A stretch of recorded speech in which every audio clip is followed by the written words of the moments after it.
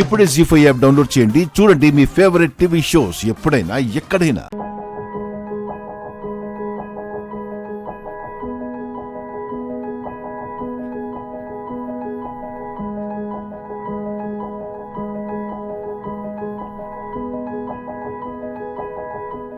శ్రీకర్ అవనీలు అక్షయ్ను దత్తత స్వీకరించడం మాకస్సలు ఇష్టం లేకపోయినా మీరు మమ్మల్ని ఇక్కడికి బలవంతంగా తీసుకొనొచ్చారు.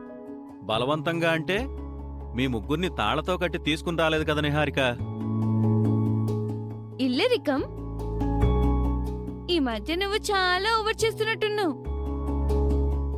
చిన్నపిల్లతో పెద్ద మాటలు అనిపించుకోవడం నీకంత సరదానా? సూది దారంతో నీ మూతి కుట్టేయాలసలు. మాకు ఇష్టం లేదు, కానీ మేము కూడా రావాల్సొచ్చింది కదా. శ్రీకర్ అవనీలు అంత పెద్ద నిర్ణయం తీసుకున్న తర్వాత తప్పదు కదా, రాకుండా ఎలా ఉండగలం? ఊర్లో అందరూ ఏమనుకుంటారు? ఇంట్లో గొడవలు బయట పెట్టుకున్నట్టు అవుతాయి కదా. అయినా ఇంత దూరం వచ్చిన తర్వాత ఇంకా ఆ విషయం గురించి ఆలోచించడం ఎందుకురా? లేదక్కా, ఈ మధ్య ఇంట్లో చాలా మార్పులొచ్చాయి. నాన్నకి కడుపు నొప్పి వచ్చినప్పుడు అక్షయ్ మందు తయారు చేసి ఇచ్చిన దగ్గర నుంచి నాన్నకి అక్షయ్ మీద ప్రేమ బాగా ముంచుకొస్తోంది. ఏర్లే పారుతుంది. జాగ్రత్త తాతయ్య, అందులో మీరు కొట్టుకుపోయినా కొట్టుకుపోతారు. ఆ రోజు శౌర్య లేదు గాని ఉండుంటే మాత్రం శౌర్యనే ఏదో ఒకటి చేసిచ్చుండేది. శౌర్యం అందించుంటే మనతో ఇలా మాట్లాడడానికి మామయ్య గారు ఉండేవారు కాదు. ఇల్లరికం, అది నిజం. నోటికి ఎంతొస్తే అంత మాట్లాడుకో. రాజుగారు అక్షయ్ని అమ్మోర్తల్లి అమ్మోర్తల్లి అని పొగడుతూ ఉంటారు కదా, అందుకే ఎంత మాటైనా అంటారు. నా కంటి చూపు రావడానికి కారణం అక్షయ. ఏంటే? అవును, అక్షయ్ గురించి చెప్పాలంటే అబ్బో చాలా ఉందిలే. సమయం వచ్చినప్పుడు చెప్పుకుందాం. ఏంటో తిక్క తిక్కగా మాట్లాడుతుంటావు. అవని వాళ్ళు తొందరగా వస్తే బావుండు, ఈ గోల తగ్గుతుంది.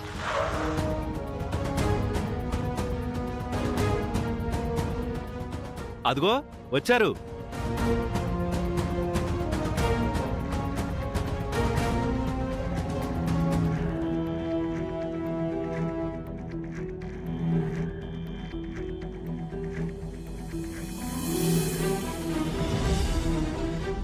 దిగమ్మా.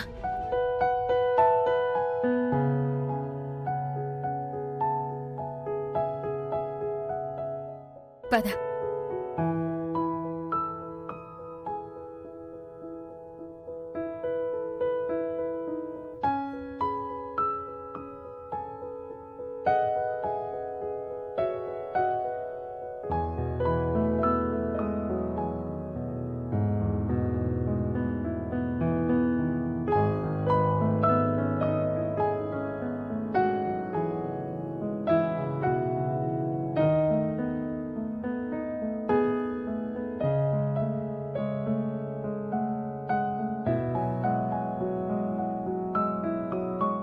అమ్మా అవని, లోపల ఏర్పాట్లన్నీ అయిపోయి సిద్ధంగా ఉందమ్మా.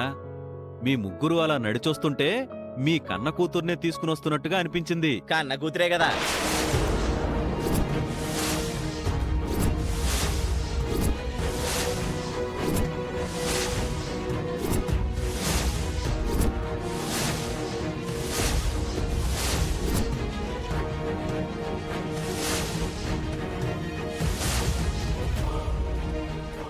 ఏమన్నావ్?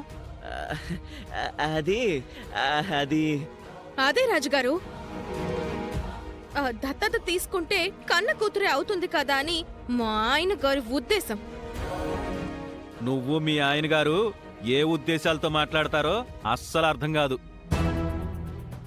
మీకు ఇష్టం లేకపోయినా వచ్చినందుకు థాంక్స్ నిహారిక. కుటుంబ కట్టుబాట్లంటే మాకు గౌరవం ఉంది. పదండి. పదవసంత పదమ్మా.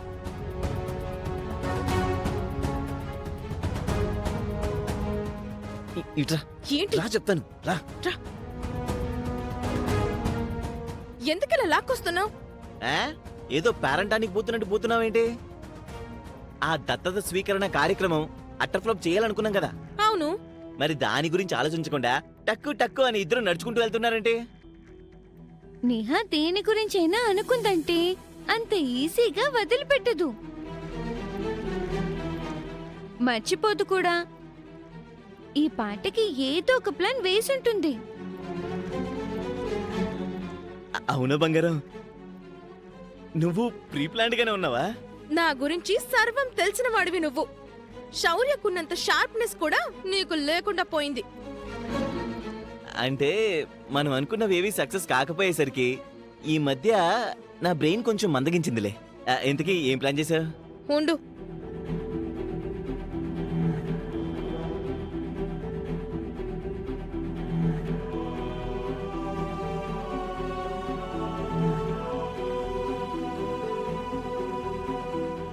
ఏంటిది, కిరాణా పొట్లమా? కాదు, పౌడర్. మనం రాసుకోడానికా? ఆల్రెడీ నేను రాసుకొచ్చాను. కాదు, అక్షయ్ మీద, అవని శ్రీకర్ల మీద ప్రయోగించడానికి. ఏముంది నేహా ఇందులో? ఇది చూడ్డానికి నార్మల్ పౌడర్లా కనబడుతుంది, కానీ దీనికి బగబగ మండించే గుణముంది. యాసిడ్ ద్రవ రూపమైతే ఇది పౌడర్ రూపం. రెండింటి లక్షణం ఒకటే. దీంతో ఏం చేస్తావు బంగారం? వాళ్ళ మీద విసురుతావా? కాదు. పంతులు గారు అక్షయ్ను దత్తతిచ్చే సమయంలో వాళ్ళ చేతుల్లో నీరు పోస్తారు, పాలు పోస్తారు. అందులో ముందుగా మనం ఈ పౌడర్ని కలుపుతాం. పంతులు గారు వాళ్ళ చేతుల మీద నీరు పాలు పోసినప్పుడు 2-3 క్షణాలు బావుంటారు. ఆ తరువాత అమ్మా మంట, అయ్యో మంట, దేవుడా మంట అని ఆర్తనాదాలు పెడతారు. దాంతో కార్యక్రమం డిస్టర్బ్ అవుతుంది, సగంలో ఆగిపోతుంది. సూపర్, నువ్వు సూపర్ బంగారం. అదిరిపోయింది ఐడియా. అయితే ఎవరు చూడకుండా తెలివిగా నేను కలుపుతాను. ఏ దరిద్రపు పనులైనా చేయడంలో నువ్వు మాకంటే స్పీడ్లే. థ్యాంక్స్. బంగారం, వాళ్ళ చేతులు కాలడం వలన ఈ దత్తత కార్యక్రమం ఆగిపోతుందంటావా? ఆగకపోతే అప్పుడు మనం సీన్లోకి ఎంటర్ అవుతాం. ఇలా జరగడం అపశకునమని నెగటివిటీని స్ప్రెడ్ చేస్తాం. దత్తత కార్యం ఇష్టం లేని మీ అమ్మా నాన్నలు మనకి సపోర్ట్ గా నిలబడతారు. మనం రచ్చ చేయడానికి ఆ మాత్రం సరిపోతుందిలే. నాకనిపిస్తోంది మనం టైం పాలకి ఇక్కడ ఉండిపోయామే గాని రాజకీయాల్లో గనుక వెళ్ళుంటే మనమే చక్రం తిప్పుండేవాళ్ళం. నేను అక్షయ్తో ఆట ఆడుకోవాలి. ఏంటో చిన్న బంగారం, నువ్వు మాకంటే ముదురైపోయావు. సరే సరే, టైం వేస్ట్ చేయకుండా పదండి. పద.